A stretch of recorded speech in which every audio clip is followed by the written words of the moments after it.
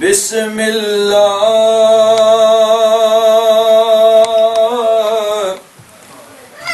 اسم اللہ دا بسم اللہ اسم اللہ دا ایوی گہنا بارا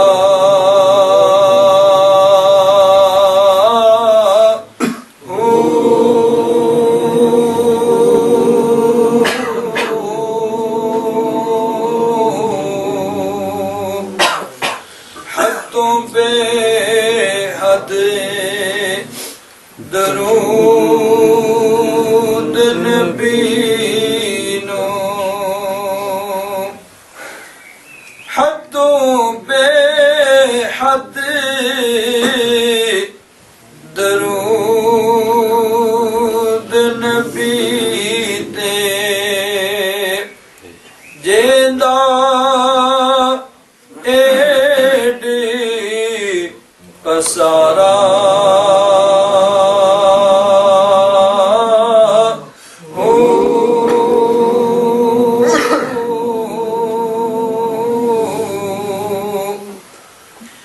نال شفاعت سرور عالم چھٹ سی عالم سارا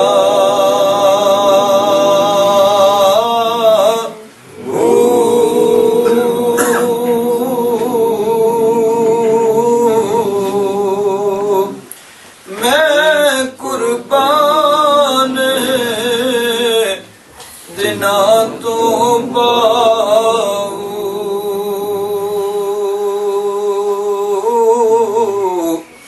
جنہ ملیا نبی سہارا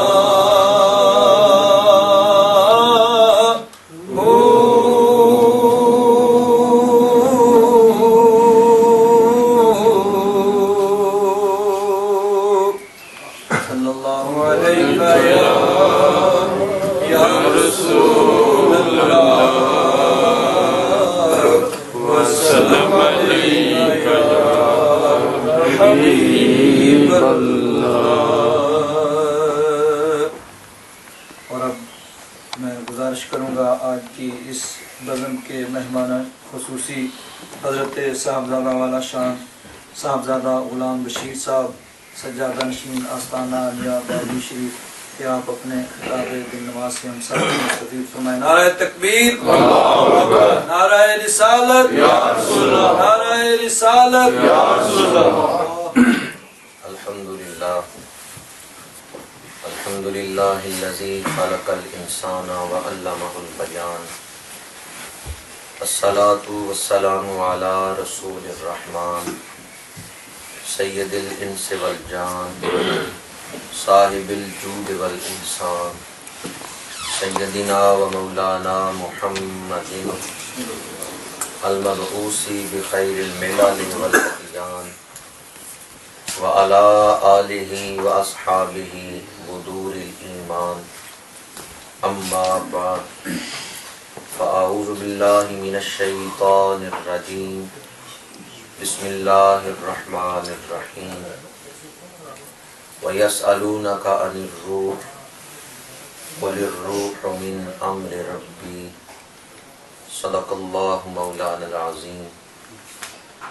ان اللہ وملائکتہ یصلون علی النبی یا ایھا الذین آمنوا صلوا علیہ وسلموا تسلیما۔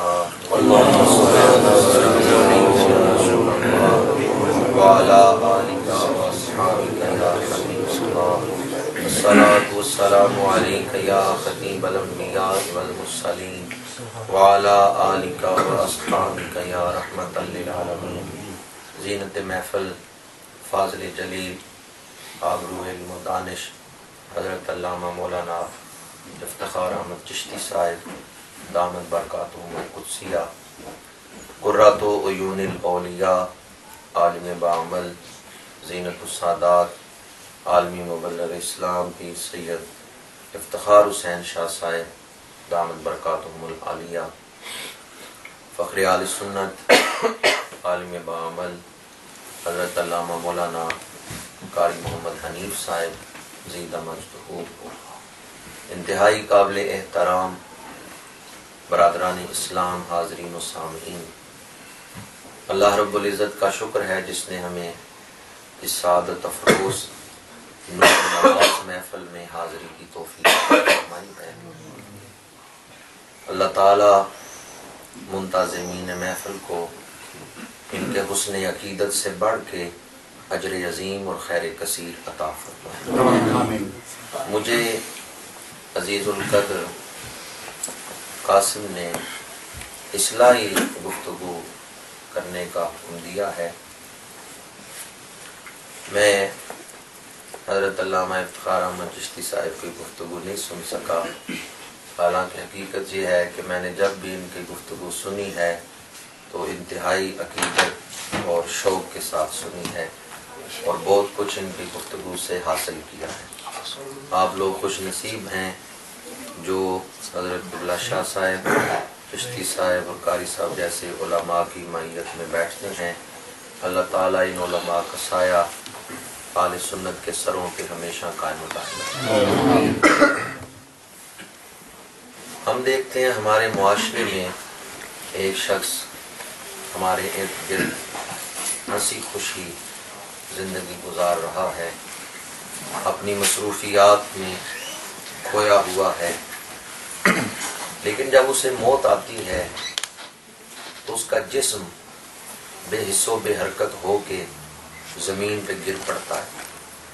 یہ وہی جسم تھا جو چل پھر رہا تھا، بولتا تھا، دوڑتا تھا، لڑتا جھگڑتا تھا۔ اب وہی جسم بے حس و بے حرکت ہو کے زمین پہ گر پڑا ہے، آپ اسے ہلاتے ہیں وہ بولتا نہیں۔ کون سی چیز نکل گئی کہ جسم بے حرکت ہو کے زمین پہ گر پڑا ہے، اور کون سی چیز جسم میں موجود تھی کہ جسم چل پھر رہا تھا؟ بعض لوگ کہتے ہیں جان نکل گئی، علماء کہتے ہیں روح نکل گئی۔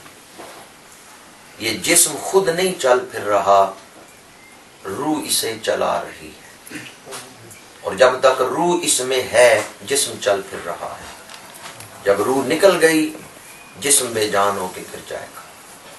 ایک پرندہ ہوا میں اڑ رہا تھا، اس نے دیکھا زمین پہ گوشت کا ایک ٹکڑا پڑا ہوا ہے، اس نے گوشت کا ٹکڑا اپنے پنجوں میں اٹھا لیا اور ہوا میں اڑنے لگا۔ کچھ بلندی پہ جا کے اس نے پنجہ کھول دیا۔ جب اس نے گوشت کے ٹکڑے کو چھوڑ دیا تو کیا گوشت کا ٹکڑا ہوا میں اڑتا رہے گا یا زمین پہ گر جائے گا؟ کیونکہ وہ خود نہیں اڑ رہا تھا، وہ تو پرندے کے پنجوں میں تھا تو اڑ رہا تھا۔ پرندے نے گوشت کا ٹکڑا اٹھایا، اڑنے لگا تو گوشت کا ٹکڑا بھی بلندی تک پہنچ گیا، لیکن جب اس پرندے نے پنجہ کھول دیا تو گوشت کا ٹکڑا خود نہیں اڑ سکتا، وہ واپس زمین پہ گر گیا۔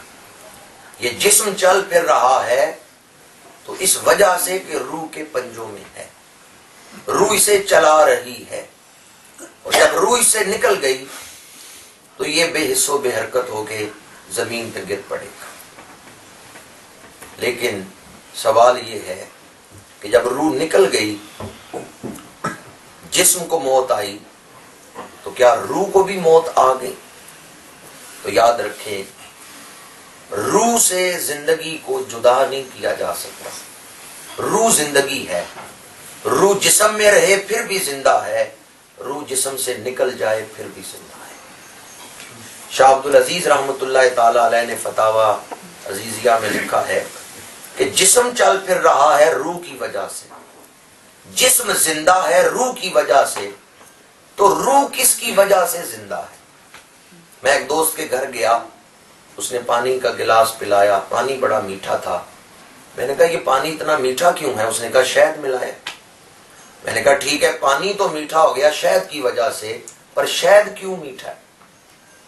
اس نے کہا شہد خود میٹھا ہے، شہد کی ذات میں مٹھاس ہے، اس سے مٹھاس کو جدا نہیں کیا جا سکتا۔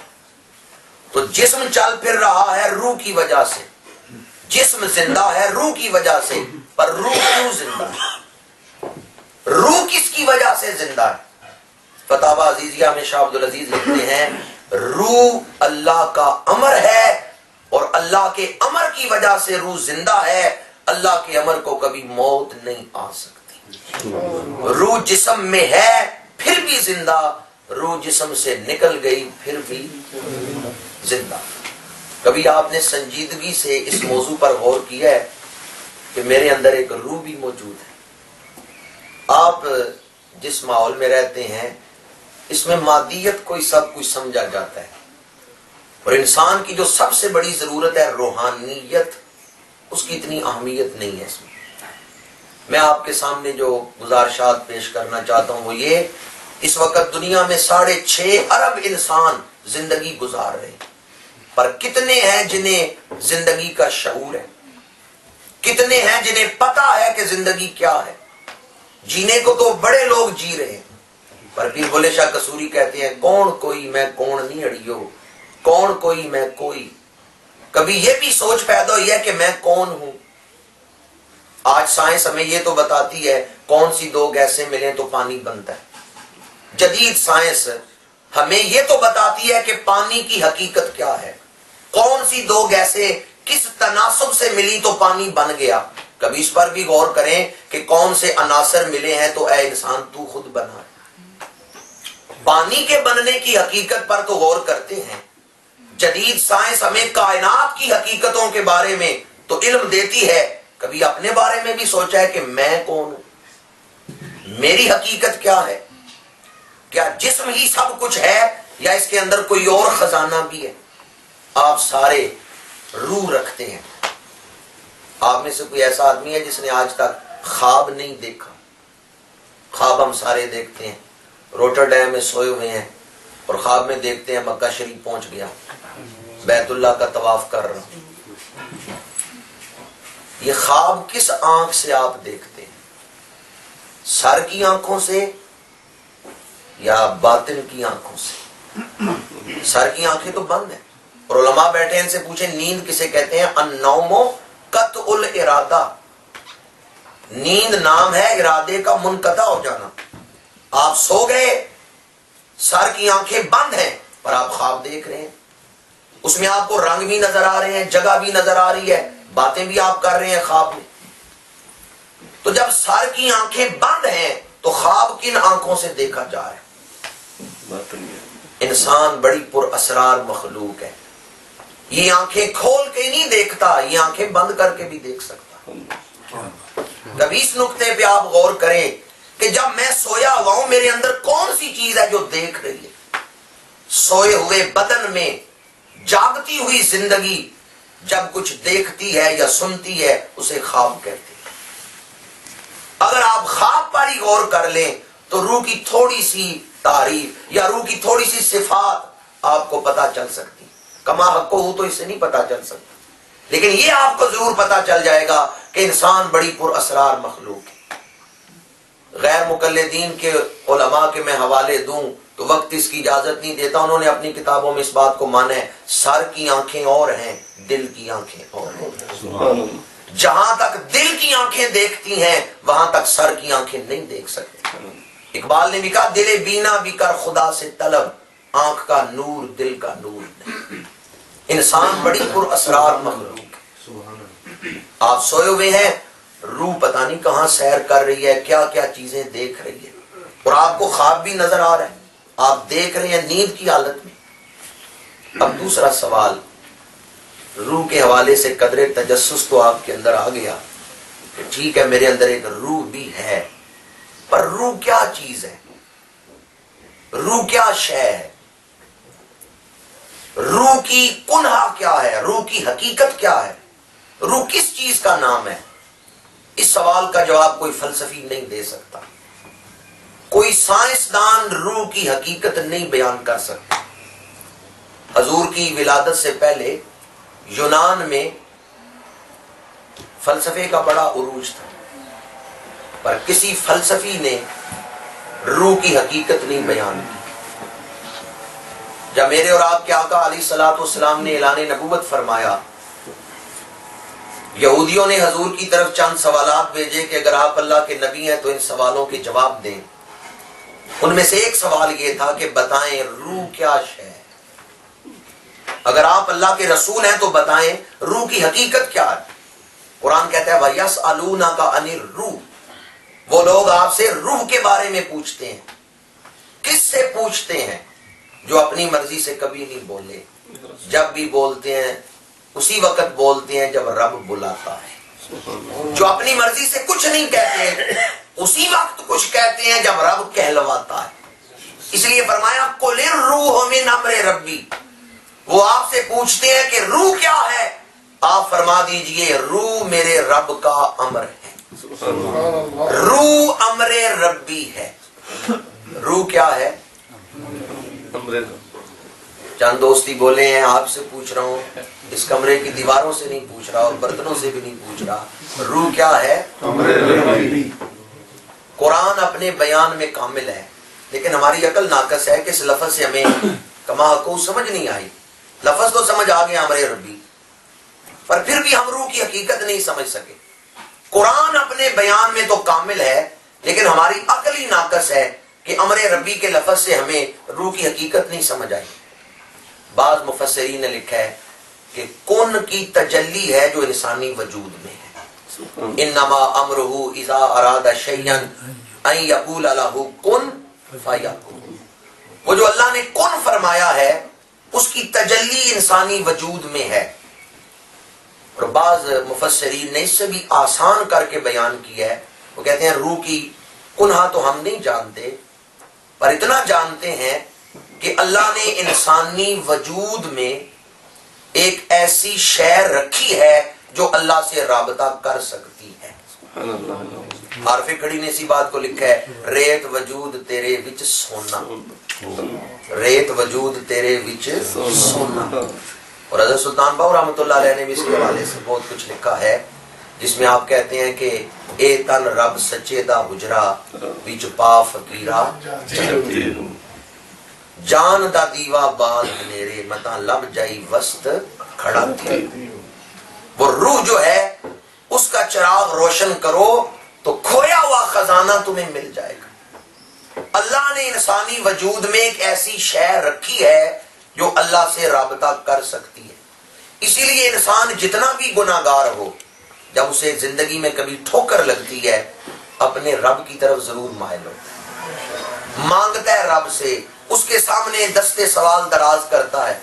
کشتی میں سفر کر رہا ہو، کنارہ دور ہو، طوفان آ جائے، کشتی کے بند ٹوٹ جائیں، کوئی سبب نہ ہو کنارے تک پہنچنے کا، پر دل سے دعا نکلتی ہے تو خشکی تری پہ قادر ہے، آسان میری مشکل کر دے، ساحل کی طرف کشتی نہ سہی، کشتی کی طرف ساحل کر دے. ایک مومن کشتی کے بند ٹوٹنے کے باوجود کنارے سے دور ہو کے بھی مایوس نہیں ہوتا، اپنے رب سے دعا کرتا ہے. یہ جو انسان کے اندر دعا کا جذبہ ہے، اس لیے کہ انسان کے اندر اللہ نے ایک ایسی شے رکھی ہے جو اللہ سے رابطہ کر سکتی ہے. اس سے بھی قدر روح کا تعارف ہوا، لیکن ابھی تک اس کے بہت سارے پہلو ایسے ہیں جو روشن نہیں ہوتے. تو بعض صوفیاء نے کہا کہ کسی چیز کو پہچاننے کا ایک طریقہ یہ ہے کہ اس کو استعمال میں لاؤ. جب اس چیز کو استعمال میں لاؤ گے تو پھر اس کے فوائد پتہ چل جائیں گے. اگر آپ تیرنا سیکھنا چاہتے ہیں تو کتابیں پڑھنے سے تیراکی نہیں آئے گی جب تک کہ آپ دریا میں کودیں گے نہیں، تالاب میں سیکھیں گے نہیں، اس وقت تک تیرنا نہیں آئے گا. ڈرائیونگ سیکھنا چاہتے ہیں تو کتابیں پڑھنے سے ڈرائیونگ نہیں آئے گی جب تک آپ سیٹ پہ بیٹھ کے گاڑی چلائیں گے نہیں. تو اگر روح کے بارے میں جاننا ہے کہ روح کیا چیز ہے، تو روح کو استعمال میں لائیں، روح کو مصروف کریں. جب آپ روح کو مصروف کریں گے، روح کو استعمال میں لائیں گے، تو پھر آپ کو روح کی صفات پتہ چل جائیں گی. پر روح کو مصروف کیسے کیا جا سکتا ہے؟ جسم کو ہم مصروف کر سکتے ہیں جب جسم میں طاقت ہو. اگر جسم میں طاقت نہیں تو جسم کو مصروف نہیں کر سکتے. کوئی وزن اٹھا نہیں سکتے، ضعیف کمزور آدمی مزدوری نہیں کر سکتا. جسم میں طاقت ہو تو جسم سے ہم کام لے سکتے ہیں، مزدوری کر سکتے ہیں، اس کو مصروف رکھ سکتے ہیں. اسی طرح اگر روح کو مصروف کرنا ہے تو روح کو غذا پہنچائیں، روح کے اندر طاقت آئے. جب روح میں طاقت ہوگی تو روح مصروف ہوگی. جب وہ مصروف ہوگی تو آپ کی آنکھوں پر آشکار ہو جائے گا کہ روح کیا ہے. اس سے آپ کا باطن جو ہے وہ مطمئن ہو جائے گا. ورنہ اس کے بغیر انسان دنیا کی ساری نعمتیں حاصل کر لے، اگر وہ اپنے آپ کو روحانیت نہ پہنچائے اندر سے کھوکھلا رہتا ہے. اس کا اندر اطمینان نہیں پاتا جب تک اس کی روح کو روحانیت نہ ملے. روح کو آپ غذا پہنچائیں، روح میں قوت آئے. جب روح میں طاقت ہوگی تو روح مصروف ہوگی، آپ کے باطن کو سکون مل جائے گا. اب روح کو غذا کیسے ملتی ہے؟ جسم کی غذا ہے دودھ، جسم کی غذا ہے پانی، جسم کی غذا ہے اناج. یہ کھانا پینا جسم کی غذا ہے. اور روح کی غذا کیا ہے؟ روح کی غذا ہے اللہ پر ایمان، اللہ کے رسول پر ایمان، عقیدہ آخرت، قرآن کو ماننا، ضروریات دین کو ماننا، پھر نماز پڑھنا، درود شریف پڑھنا، قرآن پڑھنا، دین پر عمل کرنا. اب دین پر عمل کرنے سے جو اثر انسان کے اوپر پڑتا ہے، جو عکس پڑتا ہے، اسی سے روح کو توانائی حاصل ہو جاتی ہے. بعض لوگ اپنے جسم کی توانائیوں کو پروان چڑھاتے ہیں، ورزش کرتے ہیں، حفظان صحت کے اصولوں پہ عمل کرتے ہیں، اچھی غذا استعمال کرتے ہیں. جن لوگوں نے اپنے جسم کی طاقتوں کو پروان چڑھایا وہ پہلوان بن گئے، باڈی بلڈر بن گئے، کوئی رستم بن گیا، کوئی سہراب بن گیا. اور جن لوگوں نے اپنے روح کی طاقتوں کو پروان چڑھایا، کوئی غوث بن گیا، کوئی قطب، کوئی ابدال بن گیا، کوئی داتا گنج بخش بن گئے، کوئی خواجہ خواجگاں بن گئے. یہ وہ لوگ ہیں کہ جن کی روحوں کے اندر بڑی طاقت ہے. بیٹھے بغداد میں ہیں، فرماتے ہیں نظر تو الہ بلاد اللہ جمان کا خردلۃ علی حکم اتصالی. میں دنیا کے تمام شہروں کو ہتھیلی پہ اس طرح دیکھتا ہوں جس طرح رائی کا دانہ. سبحان اللہ، سبحان اللہ. یہ روح کی طاقت رکھنے والے لوگ ہیں. سبحان اللہ. آج جس دور میں ہم زندگی گزار رہے ہیں، بالخصوص آپ جس ماحول میں رہ رہے ہیں، اقبال بھی یہاں رہ کے گئے ہیں. جرمنی میں نے علامہ اقبال کا گھر دیکھا، عروف اقبال پر، جہاں اقبال رہ کے گئے ہیں. پر علامہ اقبال نے جب اس ماحول کو دیکھا تو کہا ہے دل کے لیے موت مشینوں کی حکومت، احساس مروت کو کچل دیتے ہیں آلات. اور دوسرے مقام پہ اقبال نے لکھا کہ ڈھونڈنے والا ستاروں کی گزرگاہوں کا اپنے افکار کی دنیا میں سفر کر نہ سکا.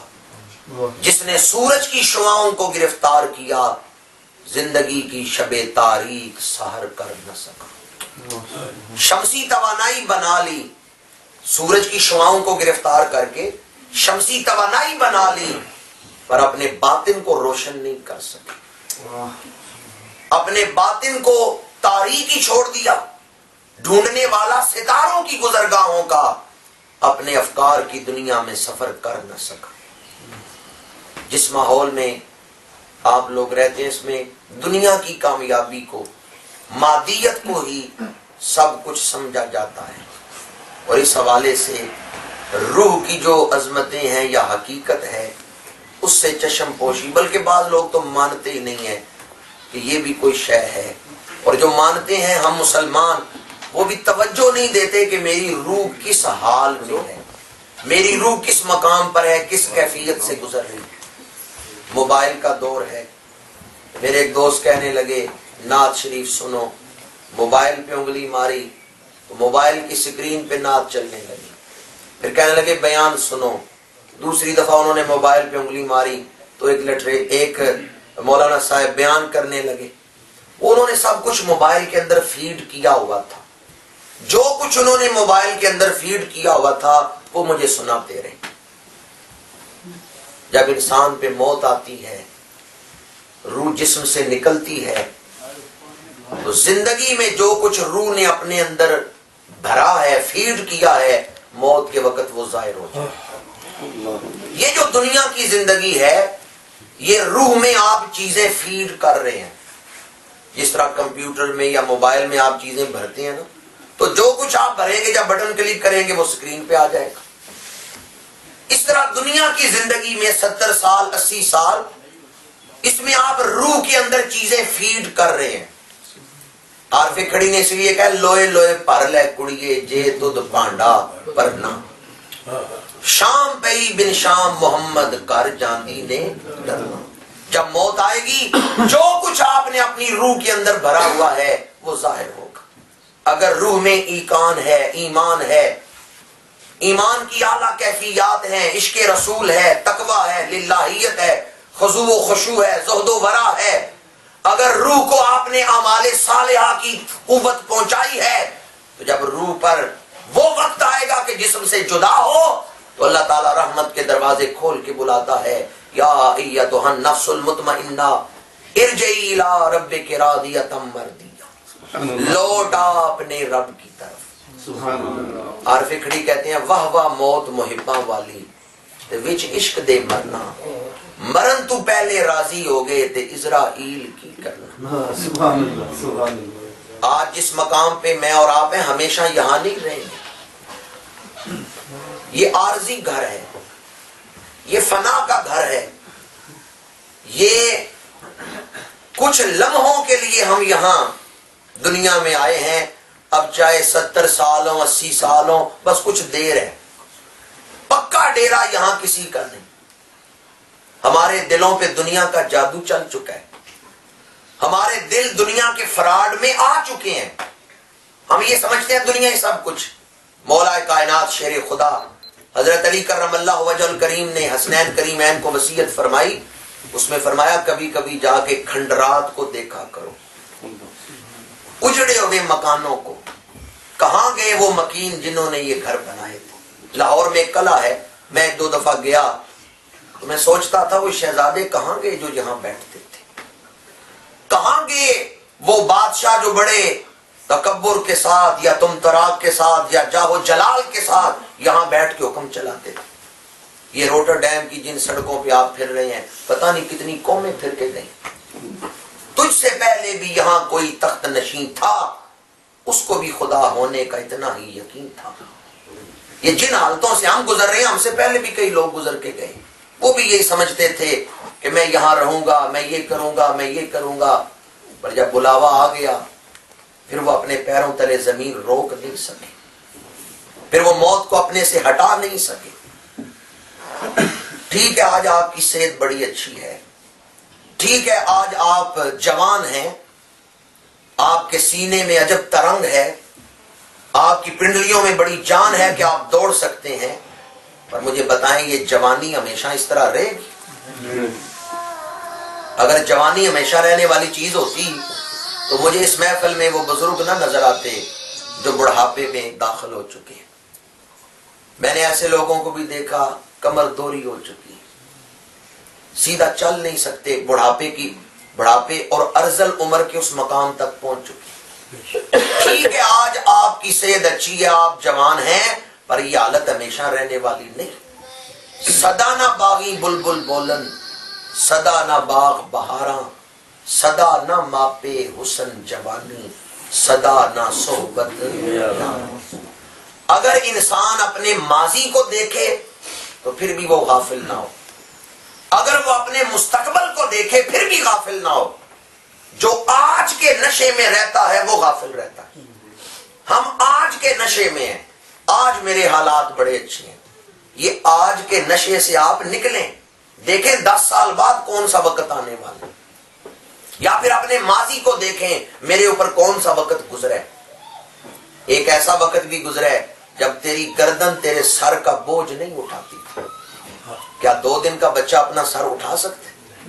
اس کی گردن اتنی کمزور ہے کہ سر ڈھلک جاتا ہے. ماں ہی اس کے سر کے نیچے ہاتھ رکھ کے اس کو اٹھاتی ہے. تیرے اوپر ایک ایسا وقت بھی گزرا ہے کہ تو اپنے جسم پر ہی پیشاب کرتا تھا, اپنے آپ کو پیشاب سے بچا نہیں سکتا تھا, تو کروٹ نہیں بدل سکتا تھا. کمزور جسم, اس کمزور جسم کو طاقت کس نے عطا کی؟ جی اللہ تبارک و تعالی. اعتراف تو کریں, مان تو لیں کہ اس نے عطا کی. جی اللہ تبارک و تعالی. کتنی طاقتیں کائنات کی, کتنی قوتیں کار فرما رہی تو جسم پروان چڑھے. سورج کی روشنی ہے, ہوا ہے, اور کتنی طاقتیں کار فرما رہی تو بچے کے کمزور جسم کو قوت ملی, طاقت ملی. ایک وقت تھا آپ کا, آپ کی گردن سر کا بوجھ نہیں اٹھاتی تھی. آج آپ اکڑ کے چل رہے ہیں اور بڑی جوانی کی جو ہے وہ طاقت آپ کو حاصل ہے. اس کمزور جسم کو اتنی طاقت کس نے عطا کر دی؟ جی اللہ تبارک و تعالی. میں یہ لفظ سننا چاہتا ہوں اس لیے پوچھ رہا ہوں, یہ آپ کو جو اس وقت طاقت حاصل ہے یہ کس نے عطا کی؟ اب آپ مجھے بتائیں, اللہ کی دی ہوئی طاقت اللہ کے خلاف استعمال کرنی چاہیے؟ یہ جوانی تو اللہ نے دی اور آپ اللہ کے حکم توڑنے میں یہ طاقت استعمال کر رہے ہیں. اللہ نے کہا بے حیائی سے بچنا, تم کہتے ہیں ہم بچ نہیں سکتے. اللہ نے کہا سچ بولنا, آپ کہتے ہیں ہم جھوٹ بولیں گے. اللہ کہتے ہیں حلال کھاؤ, آپ کہتے ہیں حرام کھائیں گے. تو اللہ کی دی ہوئی طاقت تو اللہ کے خلاف استعمال کر رہے ہیں. اس سے بڑی ناشکری اور کیا ہوگی کہ جس نے طاقت دی ہے اسی کے خلاف آپ طاقت استعمال کر رہے ہیں. اس سے بڑی احسان فراموشی کیا ہوگی کہ جس نے آپ کو زندگی دی, جس نے آپ کے جسم کو طاقت بخشی, اب جسم کو طاقت مل گئی تو جسم کی طاقت اللہ کے حکم توڑنے میں آپ استعمال کر رہے ہیں. اللہ تعالیٰ کی رحمت دیکھیں, انسان گناہ کرتا ہے وہ پھر بھی مہلت دیتا ہے, فوراً نہیں عذاب نازل کرتا. آج اس نے ہمیں مہلت دے رکھی ہے. بعض محدثین نے ایک روایت نقل کی ہے کہ جب اللہ تعالیٰ نے شیطان کو اپنی بارگاہ سے نکالا تو شیطان نے کہا میں چاروں طرف سے آؤں گا, لوگوں کو گمراہ کروں گا, جب تک ان کے جسم میں جان ہے میں ان کو گمراہ کرنے کی کوشش کروں گا, جب تک انہیں موت نہیں آ جاتی میں ان کو گمراہ کرتا رہوں گا. اللہ نے فرمایا جا تو موت تک انہیں گمراہ کرتا رہے گا, میں بھی ان کی موت تک توبہ کا دروازہ کھلا رکھوں گا. یہ کسی وقت بھی آ جائیں میں انہیں مایوس نہیں کروں گا, میری رحمت ان کا استقبال کرے گی. اور حدیث مبارکہ ہے بندہ ایک قدم اللہ کی طرف اٹھائے اللہ کی رحمت 10 قدم اس کی طرف بڑھے. ایسے سخی سے لینا چاہیے یا نہیں لینا چاہیے؟ ایسا سخی جو کہتا ہے میری طرف ایک قدم آؤ میری رحمت 10 قدم بڑھے گی. حضور علیہ الصلوۃ والسلام نے ارشاد فرمایا توبہ پچھلے سارے گناہوں کو بخشوا دے. میرے سامنے مختلف عمروں کے لوگ بیٹھے ہوئے ہیں, کوئی 20 سال کا, کوئی 25 سال کا, کوئی 40 سال کا, کوئی 50 سال کا.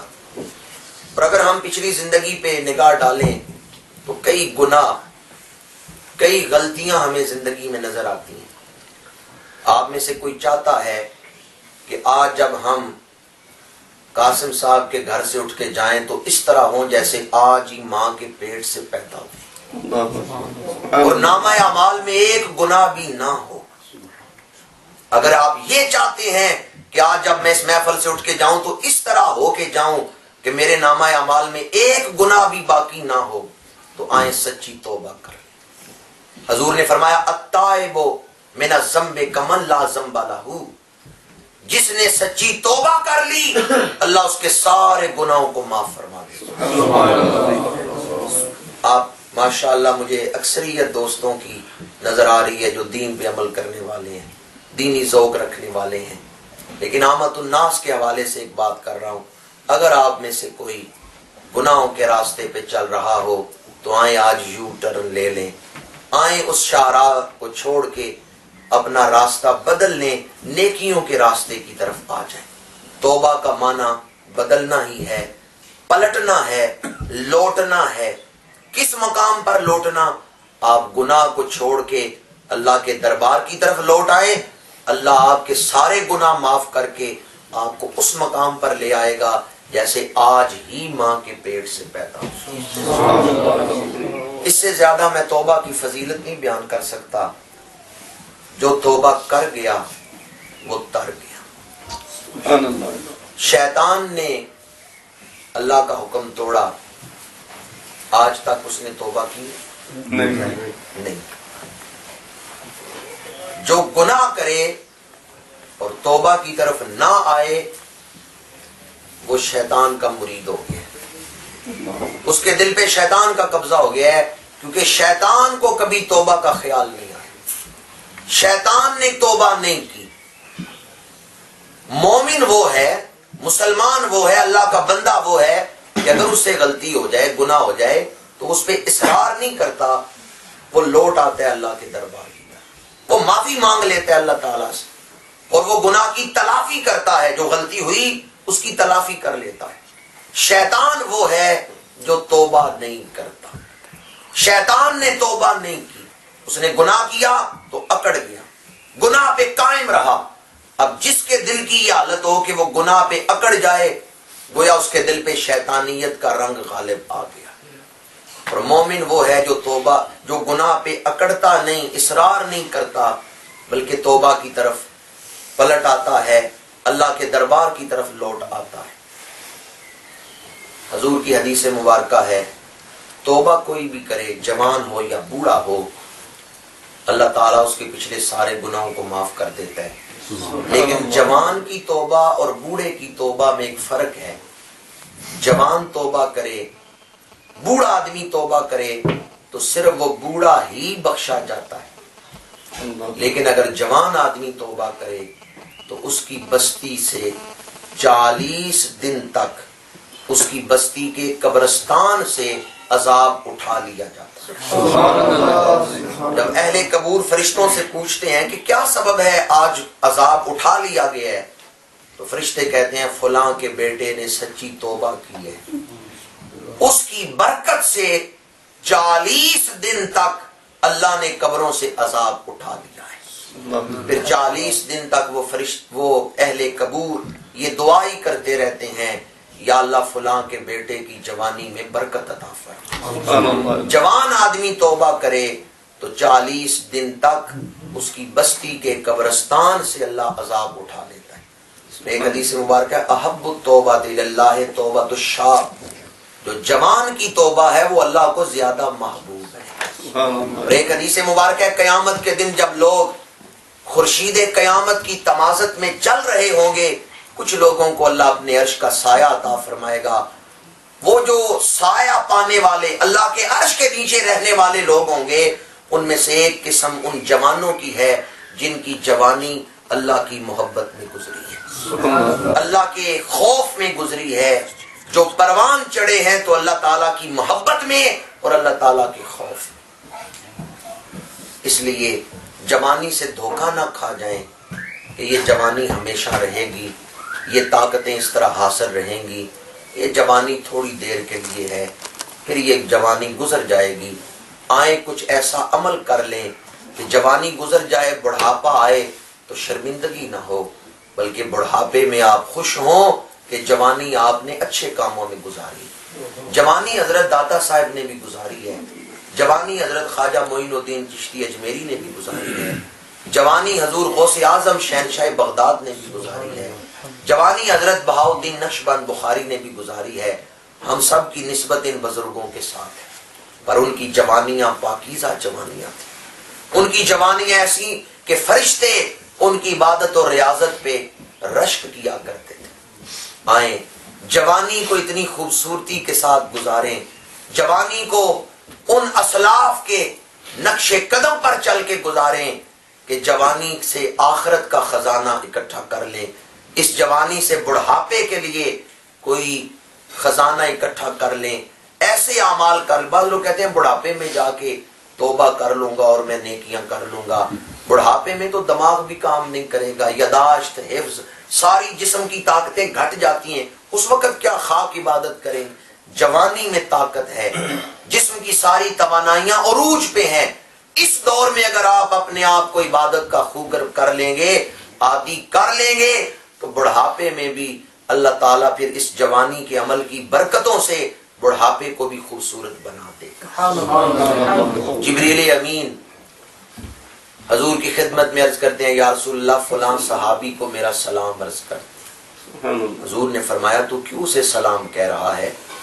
یا رسول اللہ اس نے جوانی میں سچی توبہ کی ہے، اور جو جوانی میں سچی توبہ کرتا ہے فرشتے اس سے محبت کرتے ہیں، فرشتے اس سے پیار کرتے ہیں. وقت اپنے دامن میں وسعت نہیں رکھتا کہ اذان کا وقت ہو رہا ہے. میں انہی الفاظ پہ اپنی گفتگو کو سمیٹتا ہوں. اگر کسی کا یہ خیال ہے کہ مجھے مادیت مل گئی، دولت مل گئی تو میرا نفس مطمئن ہو جائے گا، تو وہ آدمی بہت بڑے دھوکے میں ہے. وہ اپنے آپ کو دھوکہ دے رہا ہے جو یہ سمجھتا ہے کہ دولت مل گئی تو میری سب سے بڑی ضرورت پوری ہو جائے گی. یہ بہت بڑا دھوکہ ہے. دنیا ملنے سے آپ کا نفس مطمئن نہیں ہو سکتا، آپ کا باطن مطمئن نہیں ہو سکتا. اندر اسی وقت مطمئن ہوگا جب روحانیت ملے گی. اور روحانیت ہے تو صرف اسلام میں ہے، روحانیت ہے تو صرف نسبت رسول میں ہے، روحانیت ہے تو صرف اولیاء کاملین کی سچی اتباع کرنے میں ہے. اللہ تعالی ہمیں اس دور کے فتنوں سے محفوظ فرمائے اور اپنی پہچان عطا فرمائے. اللہ تعالیٰ فکر آخرت نصیب فرمائے. دنیا حاصل کرنے کے لیے ایک ملک سے دوسرے ملک تک ہم آ گئے اور کتنی جان جوکھوں میں ڈالی، کتنی محنت کر رہے ہیں. اگر آخرت کمانے کے لیے آپ کو کہا جائے ایک ملک چھوڑ کے دوسرے ملک جائیں تو کتنے لوگ ہیں جو آخرت کمانے کے لیے ایک ملک سے دوسرے ملک تک جائیں گے، اپنے وطن کو چھوڑیں گے یا جان جوکھوں میں ڈالیں گے. جتنی محنت ہم دنیا کمانے کے لیے کر رہے ہیں اس سے آدھی محنت بھی آخرت کے لیے کریں تو اللہ آپ کو ولایت عطا فرما. بعض لوگ کہتے ہیں میں دین اور دنیا دونوں کو اکٹھا لے کے چل رہا ہوں. یہ بھی ایک نفس کا دھوکہ ہے. بندہ کہتا ہے میں دین اور دنیا دونوں اکٹھی لے کے چل رہا ہوں. اس لیے حضرت سیدنا مجدد الفسانی قدس سرہ العزیز نے مکتوبات شریف میں لکھا ہے کہ یہ مقام ان لوگوں کا ہے جو ریاضت و مجاہدہ سے پختہ کار ہو چکے ہیں، اور جو مبتدی ہیں انہیں چاہیے وہ صرف آخرت کی نیت کریں. وہ یہ نہ کہ میں دنیا اور آخرت دونوں کو ساتھ لے کے چلوں گا، اس لیے کہ وہ مبتدی ہیں، وہ ابتدا میں ہیں. اگر وہ دنیا اور آخرت دونوں کو لے کے چلے تو دنیا غالب آ جائے گی، آخرت کا جذبہ پھر گھٹ جائے گا. جو نئے نئے ہیں جن کے دل ابھی پختہ نہیں ہوئے انہیں چاہیے وہ صرف آخرت کا ارادہ کریں. جہاں آخرت کا نفع ہے وہاں جائیں، جہاں آخرت کا نقصان ہے وہاں نہ جائیں. جب آخرت میں آپ کا دل پختہ ہو جائے گا، فکر آخرت پختہ ہو جائے گی، پھر بے شک آپ دنیا بھی کمائیں، پھر دنیا کی مصروفیات آپ کو نقصان نہیں دیں گی. لیکن پہلے آخرت کی فکر تو پختہ کر لیں. آخرت کی فکر پختہ نہیں ہوتی اور ہم دنیا کے پیچھے دوڑ پڑتے ہیں. دنیا چونکہ فوراً ملتی ہے اس لیے اس کا رنگ غالب آ جاتا ہے. اللہ تعالی ہمیں فکر آخرت عطا فرمائے، ایمان پر خاتمہ نصیب فرمائے. آمین ثم آمین. دوران گفتگو اگر مجھ سے کوئی غلطی ہو گئی ہو اللہ تعالیٰ معاف فرمائے. کی محمد سے وفات ہونے تو ہم تیرے ہیں، یہ جہاں چیز ہے کیا لوح و قلم تیرے ہیں، وما علینا الا البلاغ.